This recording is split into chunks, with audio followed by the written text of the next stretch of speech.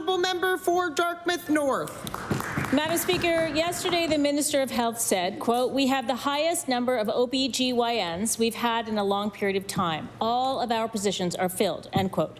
But the wait for gynecology care is years long. Speaker, women are being told they just have to wait, to keep advocating for themselves because the system is stretched.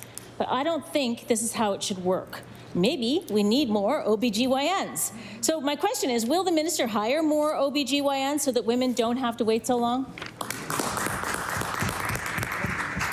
I recognize the Honourable Minister of Health and Wellness. Thank you, Madam Speaker.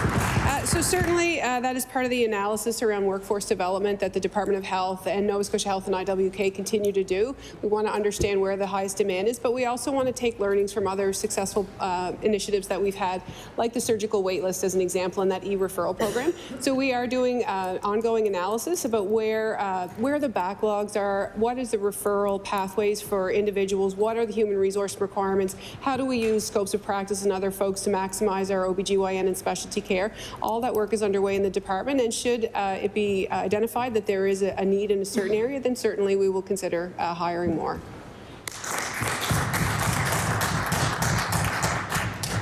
I recognize the honourable member for Dartmouth North. Thank you, Madam Speaker. I appreciate that answer. And speaking of backlogs, let's talk about another one.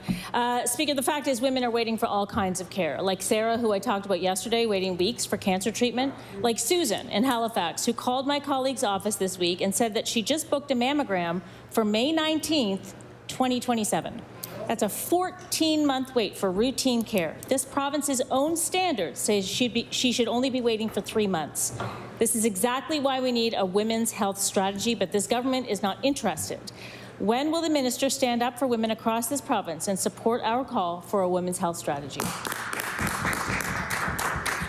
I recognize the Honourable Minister of Health and Wellness. Thank you, Madam Speaker. So certainly there's been significant investment in women's health and in the health system overall. So making sure that there is access to different care providers, primary care providers, specialty care.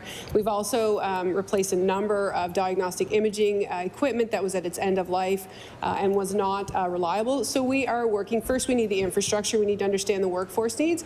We are also partnering, public-private partnerships, working with Orchid Gala, working with individuals to improve access, working with foundations across this province. I'm not saying that we won't do a strategy. I'm just saying not right now.